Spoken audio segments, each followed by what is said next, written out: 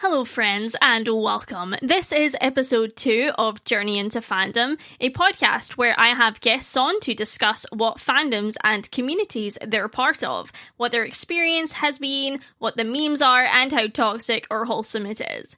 Oftentimes, my guests will talk about something I have absolutely no experience with, so I've done a bit of a deep dive into the topic to get some perspective, but I'm learning as we go.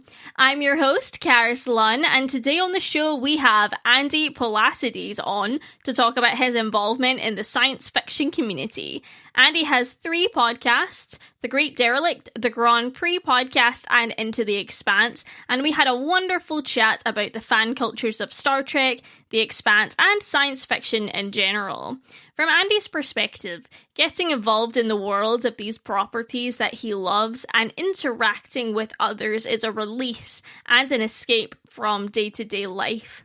Andy also gave some winning advice for aspiring podcasters, and that was really helpful to me personally.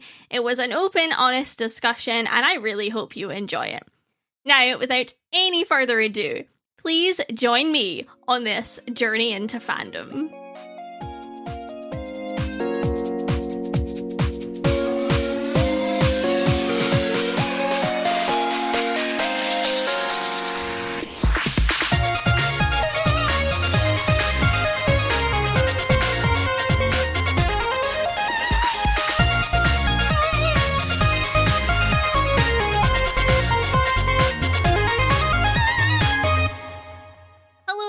And welcome to another episode of Journey into Fandom. Today on the show we have Andy Poulastides on, and I'm very excited about this conversation because having heard your episode on Brandon's podcast Conversation, which I was on previously as well, by the way, I really enjoyed hearing your perspective about all sorts of stuff, so I'm really excited that you said you would come on the show, and welcome to Journey into Fandom. Hello. Hello there. No pressure on me then. You know, it's just bigging me up like that. No, it's fine. No, it's cool. No. Yes, I am your host, Karis, and today we have Andy, and you're a podcaster also. Hooray! Yes, I do podcasting things because podcasting is great. It really is. So you're doing the Great Derelict and then the Grand Prix Podcast. Is that right? Is it just the 2 at the moment? Well, I mean, at the minute, it's just those 2. I also do a podcast called Into the Expanse, which is where we talk about The Expanse, which is the single best science fiction show on TV today. Right. But we're in between seasons right now. So it's on hiatus until that comes back, which will probably be at the end of the year. Excellent. I need to watch that. I keep hearing how good it is. And so good. And I do a companion cast you can listen along with. You see, I should synergies. Yes, I should totally do this. I love companion podcasts. They're great. They're so helpful. Because I'm like, I don't understand this, and then I'll listen to a show about it. I'll be like, this person explains it so well. I get it. Amazing. Well, the main reason we did the podcast was I've got a friend Elton who is my companion, my co-host, the Robin to my Joker. I don't know, but anyway, he wouldn't watch it, and I kept telling him you need to watch the show, and he just couldn't get into it. And we'd previously done podcasts covering Band of Brothers, the HBO series, and From the Earth to the Moon. We basically, when the Grand Prix podcast is down in the off season, we would do a TV show just to kind of fill the time and keep the wheels turning. And I said, look. For this year, why don't you just watch season 1 of The Expanse? If you don't like it after season 1, that's fine. But at least you'll have done the first season, because I knew if he would get to episode 4, he'd love it. And so he sat down and he watched it, and I kind of guided him through it each week. Helped explain things he was having some issues with. But by the time we got to episode 5, he was hooked. And when we got to the end of a season, he's like, yeah, we're going straight into season 2. I was like, yes! Success! And we've been doing that ever since. I love that. I love when you're like talking to somebody and you're like, I know you would love this thing. And they're like, nah. And then they watch it and then they're like, yeah, I get it. It's vindication! Yes, it's so good. That's so fun though. Yep. Excellent. So you seem to be involved in many communities from what I've heard. Community adjacent, perhaps? Right. Okay. Standing at the sidelines. Understandable. Occasionally hurling shouts in. Yeah, I mean, so From looking at your podcast, The Great Derelict, you kind of talk about like everything. Would that be fair to say in terms of science fiction and general geekery? To tell you the story of The Great Derelict, how that came about. I'd love to hear the story. Which might give you... Oh, we love a good story. So, come gather round, children, and I will tell you the tale. The Great Derelict actually began as a different podcast called Space Dock Jury. And unlike Brandon, I'm expecting you will know what Top Trumps are. Oh, yes. I used to play with those as a kid. Top Trumps was the best. Mm-hmm. And basically, myself and two other friends, we decided we wanted to do a Top Trump podcast about spaceships because we all loved spaceships. And it was kind of like a Top Gear-esque kind of tongue planted in cheek where we would argue over who brought the best spaceship for the episode. That's great. And it was a lot of fun. The problem is we were all very, very passionate about our ships. and we were very, very much... It got a little heated, not in a bad way. We're still friends, we still speak. But, we found out we weren't actually enjoying doing the podcast because what we were doing is we were having arguments. Right. Like actual arguments over, no, why are you saying my ship is clearly better than yours? And it went on like that, which in hindsight is very silly, but that's just where we were. Right. But what we also did during that podcast is we would do little mini-sodes where we would just talk about a random science fiction aspect. So like we would be talking about what are the best, how does warp drive work, or what are the best robots in science fiction? Just little things which weren't quite so headbutty. Yeah. And, it came to pass that we all decided we didn't enjoy doing the main podcast, and they all both had other podcasts that they already did. So I was like, well, I'm going to take the feed and I'm going to go and turn it into something else. And what I did is I created The Great Derelict. And the story is that the space dock blew up and it became this derelict. And now I just talk about whatever I fancy to keep myself sane.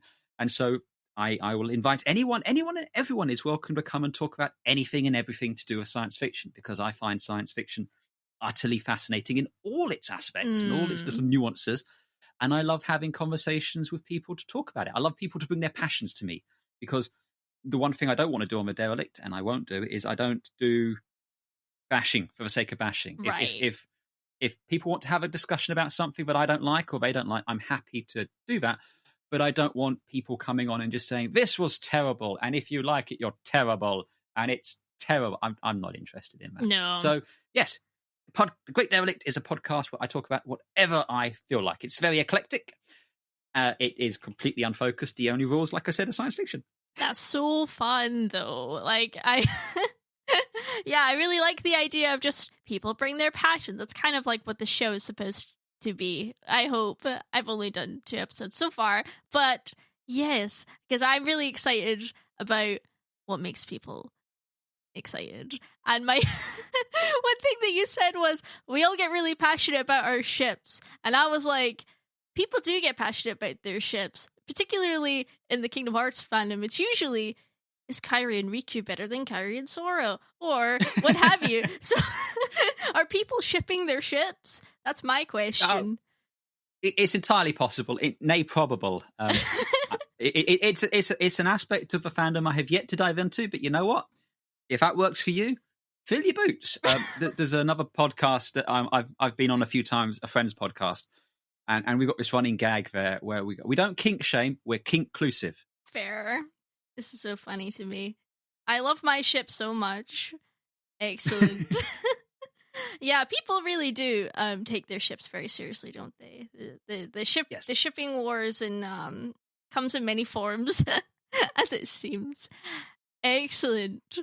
And then there's Formula One, which is like completely different. I know nothing about Formula One, I gotta be honest. Oh, it's okay, neither do we. It doesn't stop us doing a podcast, though. That's great. Yeah, I mean, the Formula One podcast came about because Elton was doing this podcast previously, and he's a huge Formula One fan, and he's got a passion for it. And basically, he just wanted to have a space where he could talk to a mate about Formula One, because his kids weren't really interested in it, his missus wasn't. And one of the things which really sucks about being an adult, especially if you kind of either work alone or are self-employed, is you don't have playtime anymore. You don't go out at lunchtime and hang out with your mates and just chat for an hour in between lessons. You really don't. And It sucks, doesn't it? It really does.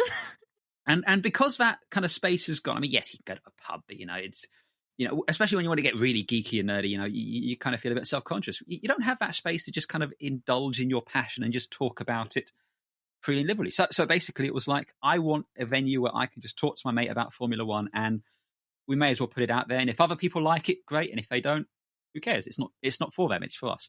And it seems that quite a few people have enjoyed listening to us talk absolute bobbins about Formula One. So yeah, it is, in the words of James from The Weekly Planet, it is my more successful podcast. Absolutely. 100%. Oh, that's great. Would you say that there's like one podcast over the other that you prefer doing, or like, to extrapolate that, like, what do fandom overall that you're like more invested in, or what have you? Just out of curiosity. Well, as far as podcasts go, The Great Derelict is my podcast. It's the one that I consider mine, in that I brought it into this world, and it's the one that I'm much more responsible for the day-to-day running of, right. And the direction, and it's that's kind of my brain matter brought to life. The Grand Prix Podcast is, although Elton is always saying it's our podcast, and it is our podcast, I do still consider that more Elton's podcast. Yeah. He kind of kicked it off first. He's kind of responsible for the feeds. I always view he's the Jeremy Clarkson there, and I'm the James May. That's kind of a dynamic there. Excellent. We're both a lot nicer people than those two, but just as a rule, that's kind of how that works. So yeah, The Great Derelict is my house. Very cool. Very cool.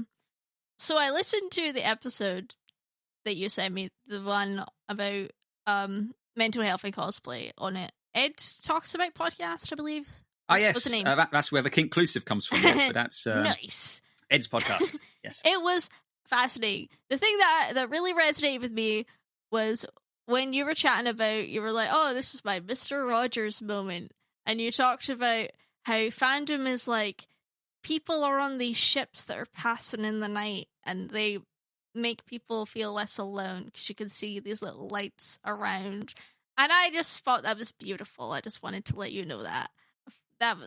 That was really cool analogy. I was like, that is how I feel about fandom, about just seeing other people involved in their thing. We're not necessarily like best buddies or anything, but we've got this in common, and that's cool. And I see you enjoying your thing over there, and that's great. Yeah. So I just wish fandom was much more about that.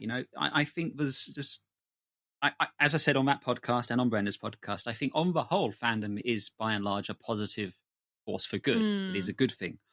But there is definitely a very vocal subsect that is very much more, fandom is a selfish thing, and it is something that only I can enjoy, and you can only enjoy it if you enjoy it in exactly the way I describe you enjoy it. And I don't brook with that. No, sir, no, I don't like that at all. Absolutely. I completely agree. I can't be bothered. I cultivate my timeline quite like vigorously. I just sort of unfollow anybody that posts overly negative stuff, because I'm like, I'm not here for this. There's just not enough time in the day to read people that are really negative about things. And I don't go for that, or bashing people for having a different opinion. Well, and at the end of the day, if you want to feel down about something, you just go and read a newspaper. Right. Absolutely. Finding negativity in this world is very easy, whereas finding positivity, that's a bit harder. True. Absolutely. So tell me about your fandom journey. How did you get involved? Or what fandoms would you say that you're particularly involved in at the moment? You're gonna make me feel like an old. You're gonna make me feel like an old man now. I mean, as I said, this, I'm going to refer back to Brendan's podcast a lot, but it was a similar topic, so I would have. But that's true. My fandom journey kind of begins when I was a wee little baby, because my parents introduced me to Star Trek, and they introduced me to Star Trek when I was. I mean, it's like one of my earliest memories is Star Trek. I remember things like Ulysses 31, Thunderbirds, and shows like that which were on during the 80s. But in the 80s, before the internet was a thing, it was a lot rarer to kind of find someone else out there who was as much of a geek and, as much as a fan of a thing until I got to high school. And that's when I met, probably the first people who shared a passion and an interest in things. I remember one, because I was never very good at sports at school. I wasn't a popular kid. No, me neither. And I remember, while everyone's out there playing football on the playground there, I'm sat over at the side reading the Star Trek: The Next Generation technical manual, which I still have and is awesome. Beautiful. And a friend of mine, well, he's a friend now, but I didn't know him at the time. But this guy who was there kind of like suddenly realized what I was reading and was kind of like scooching over to the bench where I was because he wanted to look at the book because he like couldn't believe it at first either. And he's like, "That's the start. That's the Enterprise D." And I was like, "Yes, that is the Enterprise D." And we've become firm friends, and we're still friends now. Oh god, that's depressing. 20 years later, so it's no. What's even more depressing? It's 35 years later. Stop it. Anyway, 25 years later. Anyway, my point is, I made these friends at school who I'm still very good friends with, and that kind of helped cultivate this love of these worlds and this fandom. And then when the internet came along, for me, which was the late 90s, all of a sudden, easy access to so many more fans. And this was before social media. This is before even MySpace was a thing. And if you kids don't know what MySpace is, ask your parents.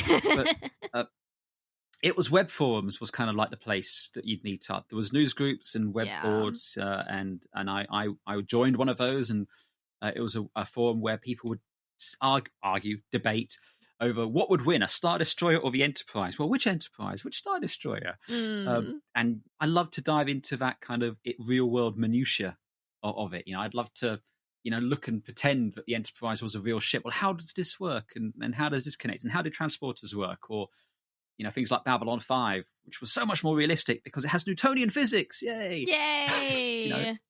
I love diving into that side of it. So that was, my fandom. I didn't really have a singular science fiction fandom because I was brought up on so much of it. Right. But then the biggest transition of fandom for me probably came in 2012 when I started getting into cosplay, which I was introduced by some other friends because I've always been, I won't say a social recluse, but I've never found it particularly easy to go out and be social and to meet people and to hang out.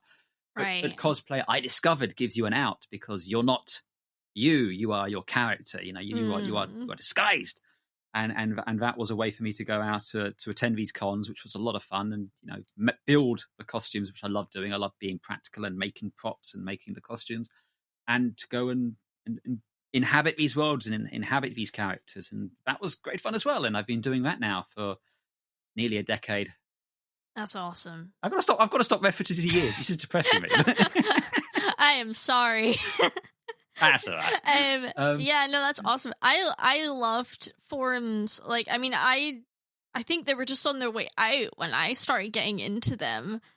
Because that was like maybe like the late 2000s. I remember like being on a few different ones around like 2007 up to like maybe 2010, 2011, 2012 kind of thing. And then they all started like getting deleted. And I don't think any of the ones that I used to be on exist anymore. They're all gone. And it's like, it's real sad. That was a piece of... I'm reminded of that quote by Obi-Wan Kenobi. It was an elegant weapon of a more civilized age. And it felt like that. They felt a much more civilized and respectful discourse. It was a place where you felt much more of a tight-knit community on the web forums, at least the ones I inhabit. Yeah, I would agree with that. I'm not quite sure. I've never got to the bottom of why that is, because I do sometimes think about that. Why were online forums?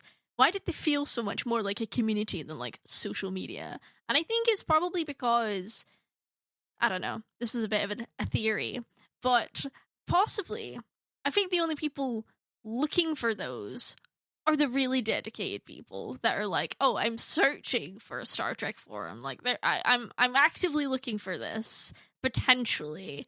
Whereas social media, you've just got like everybody and anybody just kind of shows up. I don't really know. I think you're right. I the way I would look at it is the web forums were more dedicated rooms where you'd go into, and you had to seek them out. And you had to be let in. Yes. Even with the most liberal of entry policies there, someone would have to accept the registration and let you in, and you were kind of bound by the rules of that room and that platform. Whereas with social media and things like Twitter now, everyone's just standing in the hallway shouting over each other. And if you suddenly hear something which piques your interest, you go over there. But it also piques the interest of someone over there who wants to come and tell you you're wrong for liking the thing. Right. And it's a lot more manic, and I suppose there's just too much talking over people, and it's not fun. I don't like it. I will say I do enjoy Twitter at times. Me and my friend talk about this all the time because I think a lot of people are quite quick to dismiss Twitter as it's inherently awful, it sucks. And I'm like, I've met some really cool people on Twitter, but yeah, overall as a platform, there's a lot worse things on there than back in the day, which is funny because at that point it felt like the Wild West of the internet, the ye old days. Especially on YouTube. I just remember some really weird, like, controversial YouTubers at that time, and now they've brought in community guidelines and made things a lot kind of stricter in terms of demonetizing people that don't say certain things and what have you. And then there's Twitter, and there's just whatever's going on over there. I don't know. But anyways, you mentioned cosplay, and I really enjoy cosplay. Cosplay is awesome. I mean, cosplay should be awesome. Yeah. Some people will, as with all fandoms, try and suck the fun out of it, but it's very in the title, cosplay. Have fun. Absolutely. And I've only done a very few of them in my life, mostly for just like Halloween parties, but I like to go the extra mile and actually make it look like somewhat like it's meant to, a little bit. Not on any level of these professional cosplayers or what have you. But yeah, and I totally understand that feeling of like, I'm inhabiting a character. And I thought that was really cool, what you said about that on Ed's podcast, because yeah, I just think it's really interesting to see how different people get into it and the reasons why. And I think that's fascinating to me. I've never really thought about, I'm doing it to adopt a persona for the day and just leave my worries behind. I think that's just take a day off from being you. It's great. That is great. That's fantastic. And it's great to have places where it's socially acceptable for adults to do this and it not be one day of the year. And I think that's fun. I think that's great. And I'm looking forward to conventions coming back, when it's safe to do so and everything. Maybe next year. I think this year might still be a bit too soon, but hopefully soon we can bring them back. Yes. And I've actually only ever been to one con in my life, which was in Australia, and it was all right. It kind of, I don't know. I got dragged around a bunch of things I didn't want to be at, sort of thing. So I don't know. I'm excited to. Oh, you're up at Glasgow, is it? You are? Yes. I'm in the Glasgow area. I know friends that kind of responsible and run cons that way, so I'm happy to introduce you to some people if you want, or if you find your way down in this part of the country, I will happily take you to a con. There's many down here. Yay! That is so fun, so good. Yeah. So, what's been your favorite convention that you've ever gone to, or tell me some fun memories? Oh, you want fun convention stories, do you? Oh, I mean. Yeah. Well, I mean, so the biggest one that we do down here is MCM, which I don't know if you know what the Excel Centre is, but it's this huge hall down on the Docklands, which is currently a hospital. Well, it was a hospital, then it was a Grand Prix circuit. Now I think it's a convention hall again. But anyway, oh wow, they kind of fill that out, and there's like hundreds of thousands of people go there, and it's huge, and you will see every cosplay imaginable under the sun. But I always find that one is a little bit too manic. That's kind of like one of those US conventions where it's just people everywhere, so many people, which is crazy. My favorite convention, unfortunately, is a convention which doesn't happen anymore, but it was called Nine Worlds. Nine Worlds Geek Fest, which took place between, let me see if I can get this right, I think it was between 2013 and 2018 was for last year. And what was great about that convention is it was a very inclusive convention. It was set out from from the ground floor to be inclusive and safe and welcoming for anyone who wanted to be there. But the idea was that, it was open for people with disabilities, people who have anxiety, people who find it difficult in social spaces, a safe space for women, a safe space for people of color. It was supposed to be this really nice kind of inclusive convention, and it was great for a few years. Really it was cool. Lovely. One of the things that was great they had is like just a little lanyards which had your badge on, had a color-coded strap. So if it was green, it was like, please talk to me, I'm happy to engage with you, whatever. If it was yellow, it was, please only approach me if I know you or if I've spoken to you first. And if it was red, just don't talk to me, full stop. And people respected it. And they had badges where you could put your preferred pronouns down on the badges, and you had all of this stuff. It was trying to do something great. Tragically, and as is often the case, unfortunately, it ended up eating itself, and it fell apart in 2019.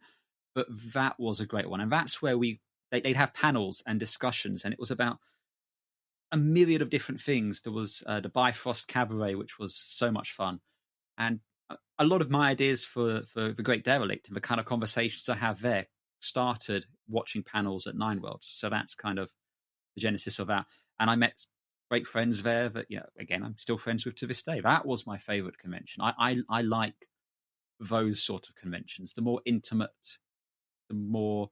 The cosplay is certainly a part of it, but it's not just about trying to sell you merch or trying to get you to go and sign something from a famous person. Right. I have no real interest in celebrity culture. Right. I've never stood in line for an autograph. I'm never going to. For me, it just doesn't interest me. But having someone famous or a celebrity give a talk about something interesting, I will sit in that auditorium and listen to that all day long, and that's what I really enjoyed. Oh, that's cool. That's really cool. Yeah, the con I went to, I was there with my ex and stuff, and he just wanted to get like a bunch of autographs. So like there were days where we just stood in line for like an hour or like an hour and a half. I'm like, this is so boring. Why did it come all the way here just to stand in a line to get your thing signed, and then it takes 2 seconds? I don't understand.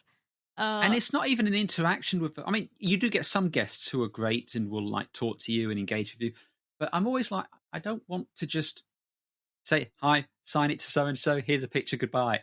That's not a meaningful interaction for me. I'd rather sit down with someone over the course of an hour, like we're doing here. Yes. Have a conversation, have a chat, get to know them a little bit, make a bit of an impression maybe. But, that to me is much more meaningful a connection than... being the 700th person in the line that he's seeing this morning. Right, absolutely. Would you say that being involved in fandom for you is like a way to meet people and like make friends? And is that like why you're involved in fandom in the first place? Or is it that and other reasons? That's an interesting one. I absolutely have met many. In fact, I'd go as far as to say almost all of my friends, including my wife, I have met through fandom and geekdom. There you go. And in that space. So it absolutely has been that way. But I don't think it was the reason I got into it. And I don't think it's the reason I remain into it. I think what got me into fandoms, especially on the science fiction side of it, is I found a connection to those worlds. I found something which interested me, something that I wanted to talk about, something that gave me a release, I suppose, from the day-to-day world. As I mentioned before, being an adult kind of sucks, and all the stuff that's going on in the news it could be very depressing and overwhelming. Whereas inhabiting these worlds and discussing aspects of it makes everything a little bit smaller, a little bit easier to understand and to process. And finding people to share that with has been really good for me. And I think the reason I'm still in these spaces, I still enjoy talking all about it there, but I'd like to... I don't know if this is a case of I like to consider myself, or I am this, or I aspire to do this, but I hope that what I can be now is, if someone is, a younger person is struggling who doesn't necessarily know their place or how to process what's going on in the world, they can look to someone like myself or people who are established in the fandom and are positive voices, and get some guidance and help make their lives a little bit easier. Help connect them to this what is largely a positive space, so that if they have had bad experiences with people telling them they're wrong because they like She-Ra, or they're not a true fan of Star Wars because they weren't in the line in 1977 to watch the original trilogy films. At least know there's people out there who will still accept them, who still welcome them into the fandom, and who still say, look, even if I don't particularly like a part of this fandom, it just means it's not made for me. And just because it's not made for me doesn't mean that it's wrong for you to like it. I think that's largely an issue that people, certainly of my age and gender and complexion, need to get over themselves. Not everything's made for you, buddy. Absolutely. 100%. No, I really agree with that. And I think, like, some people just need to chill out. It's not that serious. I don't know. But, yeah. So I think potentially we could move on to the next segment. So we've chatted a lot about your personal experience. I don't know if there's anything more you wanted to say about that. The problem, because I've spoken about it on a couple of other podcasts, I'm a little bit wary. I don't want to necessarily repeat myself. It's not that I don't have a problem sharing these things with you, you here, but it's also the case of, I said the thing there, but what was I saying when I said the thing there? I mean, the main takeaway for me with fandoms is, like I said, is you bring to it what you get from it, what you bring to it, and you should celebrate what you love. And if you don't like the thing, there's no shame in not liking a thing. No one is. If you don't like a thing, don't let anyone ever tell you you're wrong for not liking it. Yes. But at the same time, you shouldn't then have to go and tell someone they're wrong for liking it. It's a little bit of live and let live. But I think the world as a whole would be a much better place if we celebrated what we loved instead of decrying what we disliked. Because it's the old adage that, if you have a positive experience in a restaurant, you'd tell maybe one person. If you have a negative experience, you'll tell 10 people. Yeah. It'd be better if we could flip that around. Tell 10 people about the positive experience, and maybe just keep the negative one to yourself, unless it's really offensive and bad. 100%. Yes, I am aware that that this show is a very similar show to Brandon's show. Shout out to Brandon. What a good show he has. Excellent. Very interesting guest. There's nothing wrong though with it's the old thing. There's no original ideas. Everything has been done. But I still think it's important to have the discussions and bring different perspectives because you're a woman. I'm assuming you're a woman. Yes. didn't want to assume any pronouns absolutely. or anything. So, but my point is, you're a woman. You're Scottish. You have a different worldview and perspective to Brandon, who is American. Living out there. I think it's in the West Coast there. You come from wildly different backgrounds, you have different stories, and you bring different things to it. So I think it's absolutely worthwhile having this podcast and having this discussion than just saying, oh, he's done it, so I shouldn't do it. If that was the case, then me and Elton wouldn't have done the Grand Prix podcast because there's plenty of other F1 podcasts out there. And I probably wouldn't have done the Great Derelict because there's other podcasts out there talking about science fiction. Right. Yeah, that's the thing, is it's pretty much impossible to have an original podcast idea. Like, the only thing that you can hope is that you can switch things up a little with the format. But, even if you don't do that, it's okay, I think. Well, as long as you enjoy doing it, I think that's the single most important. Anyone who's thinking of doing a podcast, the single most important thing to it is that you enjoy doing it. If it becomes a chore, if it becomes a job, if you don't enjoy doing it, then don't do it. Do it because you love doing it. Do it because you enjoy the conversations. Do it for you, and that's the single biggest bit of advice I can give to any podcaster out there. Yeah, absolutely. If you're listening to this and you want to start a podcast, do it because you enjoy it. I think that's the way to go. So, I want to shift a little bit. You've mentioned a little bit about Fandom Discourse already. Yes. Spicy. I like talking about Fandom Discourse, rather. Would you Discourse on the Discord? Yes. Oh my goodness. I spend far too much time on Discord. It's a problem. I don't understand Discord. I'm an old man. I look at it, I go, I don't know how this works. Yeah, I mean, that was me when I got into it, when I first joined, and now I'm like part of many servers, and I'm like, oh, starting my own and things like that.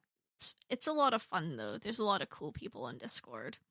So I was I was wondering, so in terms of, for example, like, what would you say is the sort of the main topics that people engage with in your fandom, be it Grand Prix or Star Trek or whatever?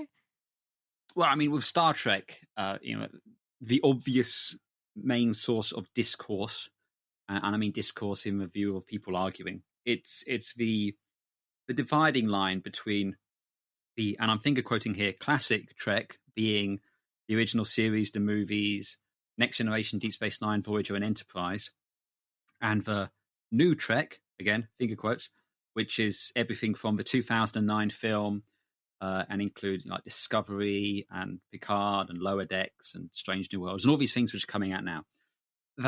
There's very much a dividing line between those two camps. There are people absolutely which love both, but there are a very vocal subset who are of the opinion that the new Star Trek isn't Star Trek. And because people like that Star Trek, well, they don't understand Star Trek, or they're against Star Trek, or they're killing Star Trek's babies. I don't really know what their issue is, but that is definitely a very loud talking point. There's a lot of gatekeeping going on there. I mean, I think it's a little bit better now because we've just had the third season of Discovery, and bloody 2009 Star Trek film came out in 2009, which I hate to break this to you people, but that was like 12 years ago. It's true. It's one of those ones where it's so true. There's people alive today whose only experience of Star Trek is the new Trek, but you still find these people who are very much going, well, it's not proper Trek because it's not Picard or it's not Kirk. And the thing is, I've seen this. Every single iteration of Star Trek which came along has endured this. Although back in the day, before the internet, it wasn't quite as in your face. It was a lot harder to get to people to complain about the Next Generation in 1987 because there was no internet. Right. It didn't stop them. There is a newspaper article which you can find online quite easily where people were complaining about the Next Generation, about how it doesn't have Spock and McCoy in it, and it's being led by this bald English actor. What is this? And then, Deep Space Nine came along, and then it was a case of, you can't have Deep Space Nine. It's a space station. It's supposed to be on a spaceship. And a black captain, what are you playing at? And then Voyager came along, and you're just rehashing the Next Generation, but with a woman captain. It's every single time there's a new iteration of a fandom, there will be a vocal subset who without even giving it a chance, will decry it as being terrible. Yeah, straight out the gate. And I think that's got worse over time as well. In my opinion, I don't know. I could be wrong, but I don't know if it's gotten worse. It's certainly been easier for people to shout it and to find other people to shout it with. Yeah, because I feel like people see like a trailer drop or a screenshot and they automatically decide they don't like it, and it's like, you don't know what it is yet. I don't know. People always kind of make up their minds, but that's interesting. So, because I think I see that a lot. I don't know that much about Star Trek, honestly. Like you said, oh, there's people that have only seen the new films. That's me. I've only seen the new films. Have I? I don't even know if I've seen Star Trek Beyond. I think I've maybe watched it once. I've certainly that's fair enough. seen the 09 and the Into Darkness film. I've seen those two, and it's been a while, so I don't even remember them very well. I remember enjoying them, thinking they were fun. So I don't know. What would you say to someone like me that's only seen those? Am I missing the good stuff? Where is the good stuff? Well, my first question to you would be: Did you enjoy the films? Do you enjoy science fiction? I do is enjoy my first science question. fiction. So you like science I fiction? do. So, okay. Well, if you like science fiction, then I absolutely think it's worth checking out Star Trek, because not only is it fantastic in itself, but it's so influential on so much other science fiction which has come afterwards. So by watching some of these shows, you learn more about other shows which you love, because you can see tropes which started out in Star Trek. You can see things which kind of call back, so you'll get more out of the other shows. As far as what's for good stuff, there's countless websites, articles, YouTube videos which will tell you definitive episodes. It really depends what you want to get out of your science fiction or your storytelling. For me, Star Trek and science fiction as a whole is at its best when it's being used as a vehicle to convey a larger message. It's trying to take something which is relevant today, and it paints it in a futuristic setting where you're dealing with aliens, not other people, and you can look at it with that outside perspective, and then you go, oh, actually, it was wrong that they were discriminating against those aliens. Oh, wait, no, that's the message, isn't it? Yeah. That's, for me, is a good one, and there's loads of episodes like that out there. If you just want good action, though, there's plenty of great, action episodes of Star Trek. It's been going for 55 years this year. Oh my goodness, that's wild. Oh yeah, and don't for an instant think all of it's great. There's some terrible stuff in there, and also don't feel like you have to watch all the terrible stuff. But if you are interested in, and this goes for Star Trek, Star Wars, Doctor Who, Babylon 5, any science fiction you want, find the community, find the fandom, and find the positive part of the fandom, which you can find on Twitter, on Discord, on Facebook. Come to the Great Derelict page on Facebook, and we can kind of steer you right there, and people will help you curate a list of places to go and dip your toe in, see what you like, see what you connect with, and then from there, if you like it, then that's great. But if you don't like it, well, again, not everything is made for everyone. If you do connect with it, that's great and fantastic, and you will have 55 years of worth of amazing content that you can go back and dive into. But if you don't, well, no harm, no foul. There's plenty of other things out there. There's stuff out there that you probably are really passionate and love that it isn't made for me, and that's great. But it's great that they both exist out there in the world. I think so, absolutely. Yeah, I'm definitely more of like a character-driven person than I am a plot-driven person. I've discovered that I can.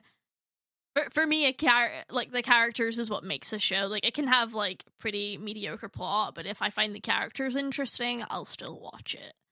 But if the characters are awful and I don't, not if they're not awful, because compelling. Yes, you want compelling if I characters. don't find them compelling personally, then I'm like, So see, that's one of the things I love about The Expanse, is because every character on that show is so utterly compelling and filled with nuance, and the cast is just so amazing and powerful. Yeah. It's an absolute travesty they haven't won every Emmy since they started airing. But it being a science fiction show and it being on streaming, it doesn't get the recognition there. But that's unfortunate. You have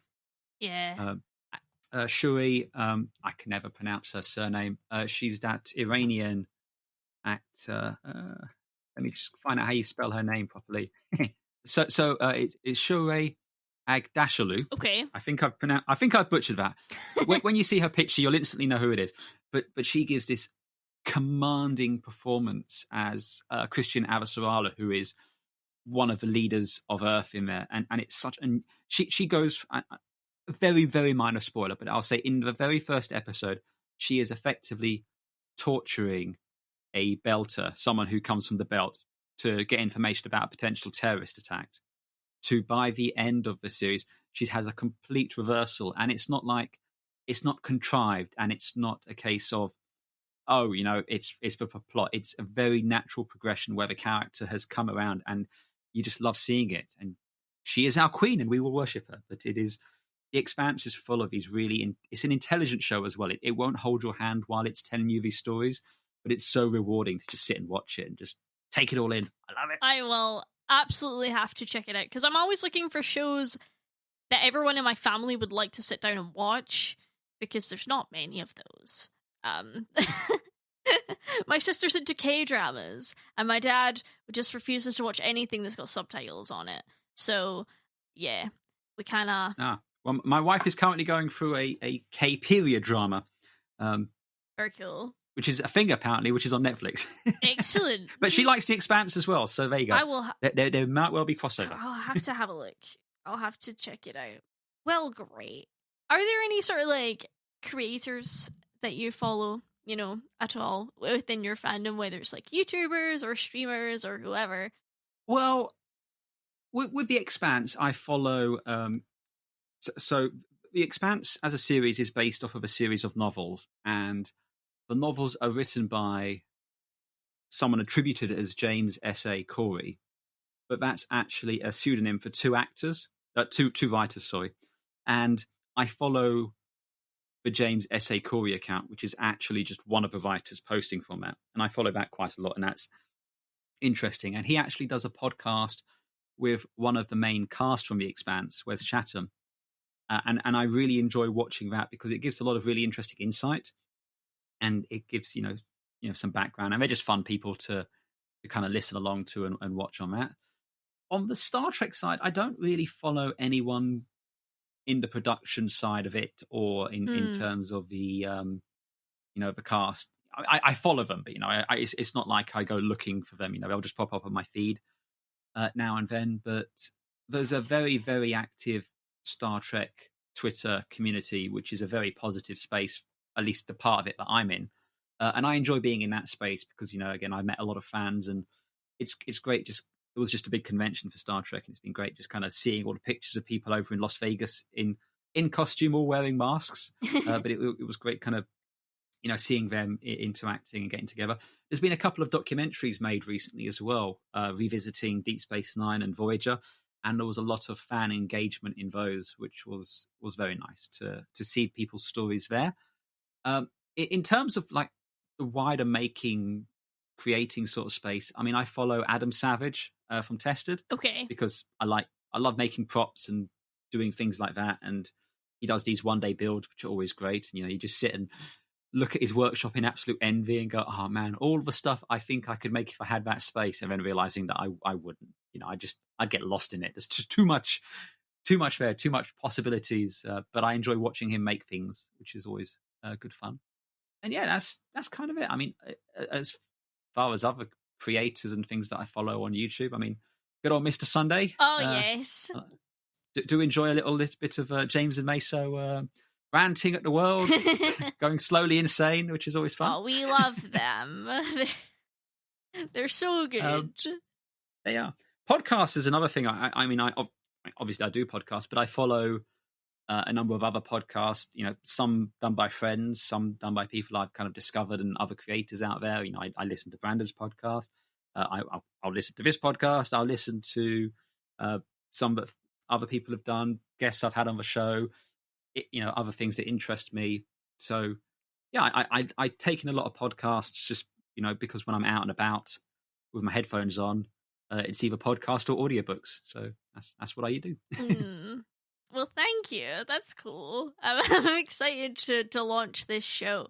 Excellent. Yeah, no, I think that fandoms are so fun because to me, it's like you have something that somebody puts out into the world, be it a show or a movie or a book, whatever, and it just inspires people to come together and be creative and have a podcast about it, or make art, or stream, or make YouTube videos. And I just think that's a beautiful thing, that one person's idea can spawn this immense amount of creativity. And I love that. So do you see that as well in the sort of Star Trek community? Would you say that they're a creative bunch? Oh, absolutely. I think there's a lot of the people I follow. There's a particular tweet. Is it Twitter? There's an individual I follow. I can't remember. I think Kellyan is their name. Is their name? Sorry. They do a thing called Thrifty Trek, where they teach you how to do cosplay on a budget, and they show these really great costumes which have been done for like $20. That's awesome. Which has been, oh yeah, and that's great. It just kind of shows it's very accessible and anyone can do it. There's people out there who do fantastic artwork, fan art. I mean, my background way back when was in CGI and doing computer generated imagery, and there's still a lot of people out there doing fantastic CG renders and things there, which is great to see. You know, I love seeing spaceships and people doing fantastic renders with them, which is awesome. So yeah, fandom is, like you said, it's a great place for, you know, finding other people within your tribe, finding people who share a love of a thing, who you've got an instant connection with. You know, it's like when you find somebody in your fandom, you've got an instant point of reference with each other. Yeah. Where you know, okay, we both know all of this, and so this, from here we can build our friendship and our relationship from, because we can always refer back to this, which is our baseline. And I think that's very useful, and I find that really helpful for getting along, both in the Star Trek fandom, the Expanse fandom, the science fiction fandom. You know, it's all. You find the people who are fans of the things that you're a fan with, and you can all celebrate along together. That's great. Yeah, I love that, and I think it's important for people to be able to share their real views, and to be critical of things if they want to be, but not to bash anything, and just to but to celebrate the things that bring people together. I think that's great, and I love to see that. Would you say that there's anything like specific to the Star Trek or like Expanse fandom culture that you don't see in other places, or not really? I don't know. I don't really know if there's anything unique to it, because I think this was a discussion I had a long time ago with Eddie, because Eddie doesn't particularly like Star Wars, and one of the reasons he didn't want to get into Star Wars is because he was saying to me how negative the fandom is. And as I explained to him, I said, well, I don't think the fandom is in it itself inherently negative. I think what it is all fandoms have a proportion of negative fans, people who gatekeep, people who are against welcoming new people into the fandom. And I think the thing with Star Wars is it's such a huge fandom. Proportionally, that it seems larger. And I think it's the same I know it's the same in Star Trek, and it's the same in Doctor Who. I haven't encountered it so much with The Expanse, but by the time I came to The Expanse, I was a lot better when it came to curating my spaces and just avoiding, people who are negative. And The Expanse is very self-correcting by and large. If anyone sticks their head above the power pit with a particularly bad take, they usually get shot down pretty sharpish. So that's not been my experience within the Expanse fandom. Once again, I'm not saying it doesn't exist and it isn't out there. I'm just saying that I haven't encountered it. But yeah, the things which have been going on long, like Star Trek, Doctor Who, Star Wars, anything which has been going on long enough, anything which has kind of crossed that generational gap as well, I think that's part of it too. Yeah. I think when that happens, you then have the storytellers, the makers, the creators will start making the content for the new generation, which won't necessarily speak to the previous generation, and they might feel left behind. They might feel ignored or left out by the creators. And as I said before, it's not that they are diminishing you, or they're not saying that they don't appreciate you as a follower, but what they're saying is, we've made these programs for you. This content was made for you, but this content here and now we're making for these people. And if you enjoy it as well, then that's absolutely fantastic. But if you don't enjoy it, please just remember, it wasn't necessarily made for you. It was made for them. Yeah. And I think that's so true. And I think I don't envy like a lot of these showrunners or people that are involved in like Star Wars or whatever, because no matter what they do, there will be people that don't like the thing. Because what's really interesting, I just watched, are you familiar with Evangelion at all? Yeah, so I'm actually quite a huge anime fan. I haven't actually seen Evangelion yet. It's on my list. I've got many. But you're familiar with it, yes? I know what it is, yes. So Evangelion, just at the time of recording, just a week ago, dropped the very last rebuild of Evangelion film after an 8-year delay from the previous one. And this is a story which is, Hideki Anno began telling that story in 1995. So it's been a long time coming. And there's a documentary speaking with Hideki Anno and his experiences working on it. And he's talking about how when he was making Evangelion, I won't go too deep into this because this is an entire different podcast on its own. But basically, at its core, it appears that Evangelion is about giant robots fighting monsters, but it's not. It is really a deep dive into Hideki Anno's mind and his fight with depression. And he kind of told this story. He told the story he wanted to tell, but at the end of it, people didn't like the way he'd ended his story. And he's talking about how he was going online and he's finding these message boards and news groups where people want him to kill himself, and they're suggesting ways he could do this. This is someone suffering from depression reading about this, and these people have come to this thing he's created and loved it, but because they don't agree with how he's told that story, are now saying these horrible, horrible things to him. And I think about people like George Lucas as well. George Lucas, who created Star Wars, which was so fundamental to so many people, and then people didn't like the story he told with the Star Wars prequels, and then harassed him and hounded him to the point where he just gave away Star Wars to Disney. Yeah. And now hate what Disney have done and are now going around saying, George Lucas, come back. And it's like, he sold Star Wars because of the way you fans treated him. Again, not all fans, it was a very vocal subset. Yeah, of course. But it is that it is attacking the creators in that way that is kind of, that's very much the dark side of fandom, the subset which is we could all definitely use to go without. It's great to love a thing, even if you dislike what a creator's done, dislike the story. What's far better is discuss amongst yourselves to understand why they did it in that way, understand why you don't like it. And then even if you still don't like it, the understanding of it will mean you've grown as a person. Yeah. And have a better appreciation if nothing else. Absolutely. It's really harsh as well to me because, I mean, I'm involved in Kingdom Hearts community and sort of Final Fantasy and like Square Enix in general.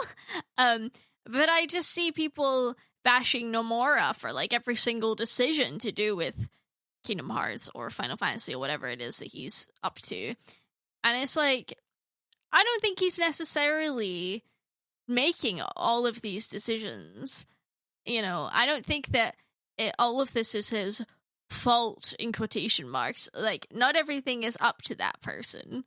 And sometimes the studio interferes and what have you. And then you've got a whole other problem with, release the Snyder cut, release the whatever cut. And it's like, oh, I don't know. But I'm happy for the people that got the Snyder cut and liked it. I haven't looked at it because I just can't stomach a 4-hour film. Well, I said this previously to Brandon. I haven't watched Batman v Superman. I haven't watched Justice League, and I haven't watched the Snyder Cut because, from my experience of watching Zack Snyder's films, I haven't enjoyed them. I've watched 300. I watched Watchmen. I watched his Dawn of the Dead remake, and what was that one with the baby doll? Oh, Sucker Punch. Sucker Punch. I watched those films. It's a strange film, and I didn't enjoy them. And from the trailers, I didn't think I would enjoy these ones. I watched Man of Steel. It was okay, but I didn't particularly enjoy it. And so I decided it's just not for me. Right. And I think that might be something that some people need to be able to do as well. Understand that if you're not going to enjoy, if you feel like you're not going to enjoy the thing, don't force yourself to watch it and then come away from it just hating it even more. I've got friends who, they're very down on fandom in general, and it's a case of they won't just walk away though. Yeah, they will watch the thing, get mad because they don't like the thing, and then tell everyone that it was bad because they didn't like it, and then they'll go and find people who did like it and tell them, oh, well, it's great that you enjoyed it and it doesn't bother me, but you're all wrong and here's why. And maybe like a 17-page essay of all the text about why they didn't like it. Right. And I'm like, you knew going in you weren't going to like this. You knew you weren't going to enjoy this. You've looked at all of this stuff coming up to now, not enjoyed a single piece of it, and you've gone out of your way to watch this knowing you're not going to enjoy it. Why did you do that? It's just like, I don't get you don't have to watch it. Yeah, and it's like, and I really don't see how people can watch something and come away and think, I hated everything about it. Like, there's really nothing that you thought was good or at the very least competent. I've watched films, recent films that I have really disliked, and they're actually part of fandoms that I'm, quite fond of. And I'll even name them here.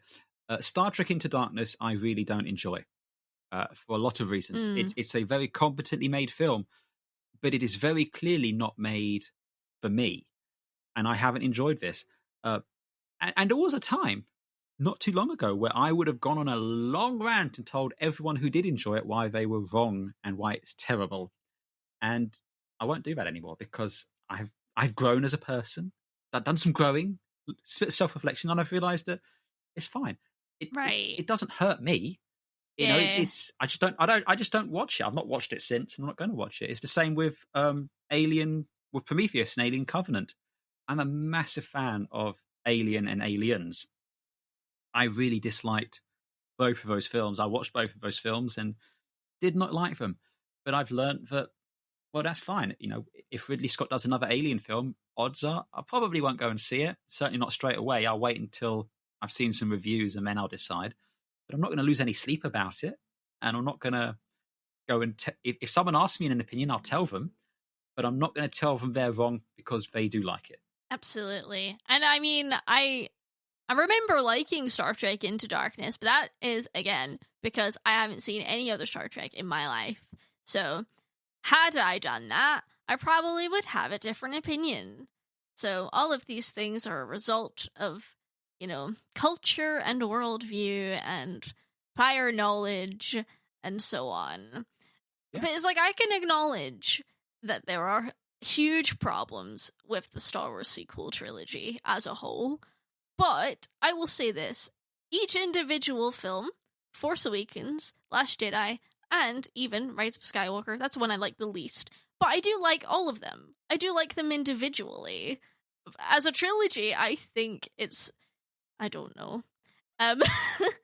It is uneven, I think, is the best way to put it. It's very strange. But I like... individually, I can get on board with any of them, and I don't see that many people that can find, you either like one and hate the others, or you hate all of them, or what have you. Well, I mean, that was for the longest time the quickest way to just get any random person coming in and shouting and hurling abuse at you was if you have an opinion on The Last Jedi. If you put that out there, I guarantee you'd have someone rock up and tell you if you're wrong, and with a huge essay about why you're wrong about that. And on Twitter, again, I'm a white male posting on there, so it's not as bad for me. But certainly when I've had female friends out there expressing opinions, 2016 Ghostbusters, that's an even better example there. Oh, people who enjoy the 2016 Ghostbusters film.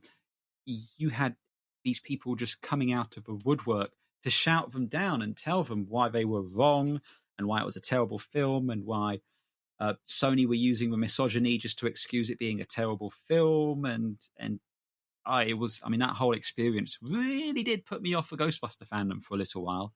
And even now we have another film coming out. And while I love Ghostbusters, one of the first things I did when I got into cosplay was build my own proton pack. Because it was something I'd always wanted. That's so fun. Oh, it's that moment when you wake up one day and you go, wait, I can build a proton pack. And you do it, and it's awesome. But despite spending all that time and money and doing that and loving the Ghostbusters franchise and being very excited about the film, there's a part of me which is a little sad that it will effectively just try and brush away the 2016 film without acknowledging it. Because, my friend, she's got a young daughter who loved the Ghostbusters in that film. She loved it. She was going around in a little Ghostbuster costume with the stripes and all that. And it was great because it was made for her. Yeah. And she loved it.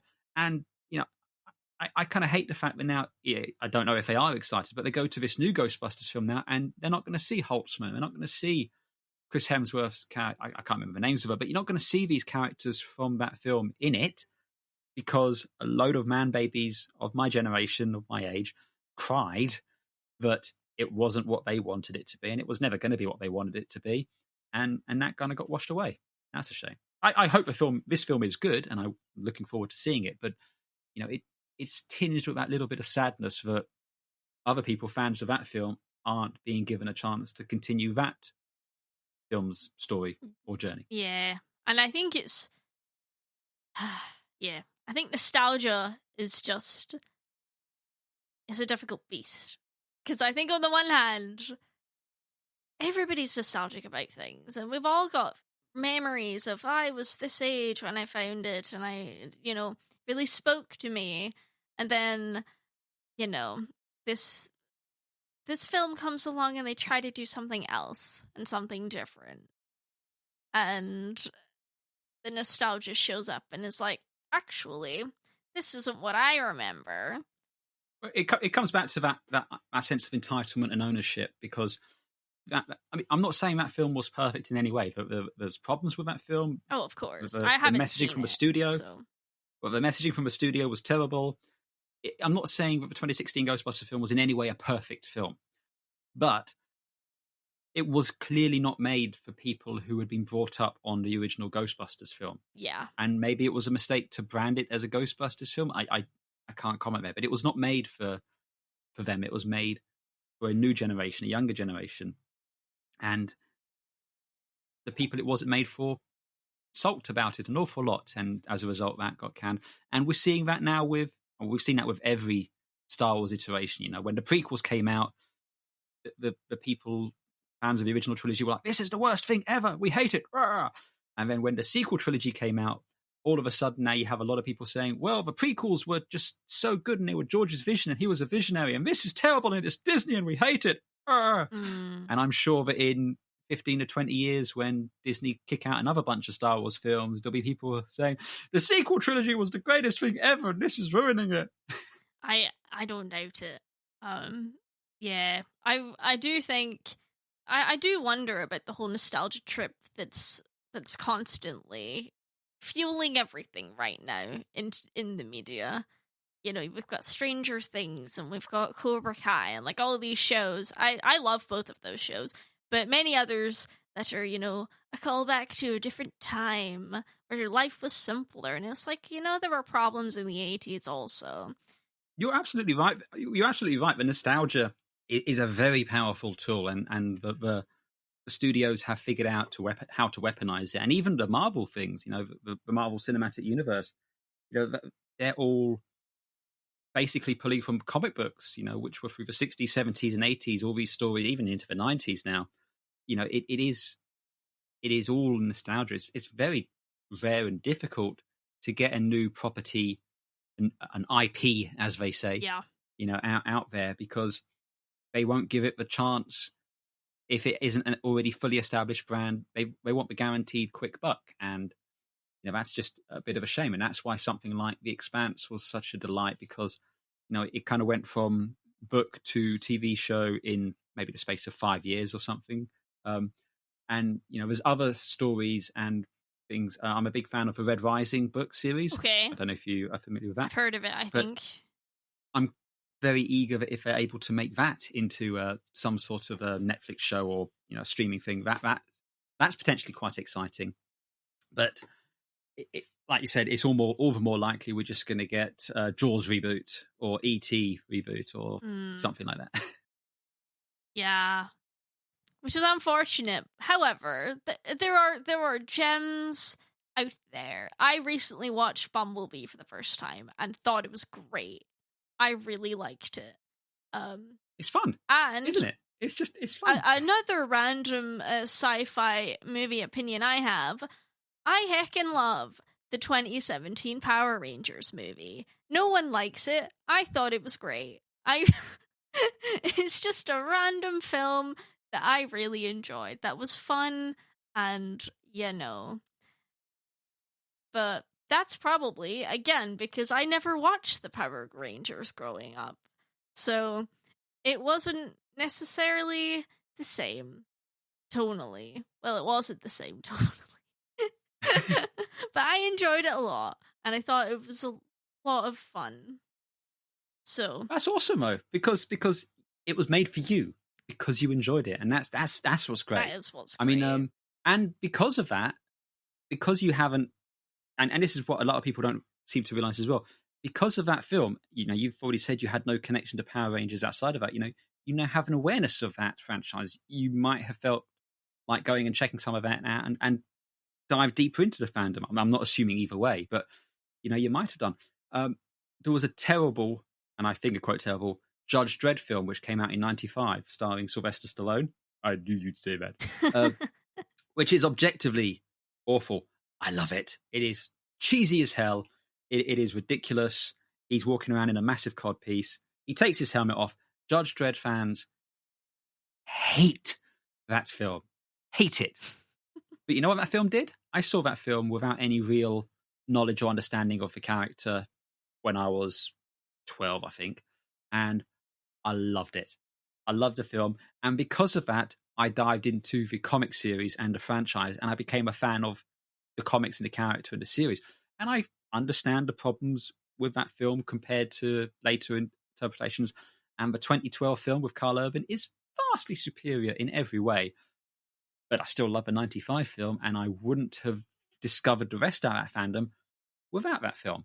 And if I'd have let some, bloke, 30, 40-year-old bloke tell me in 95 that I was wrong for liking that film, I probably would never have found the rest of the fandom.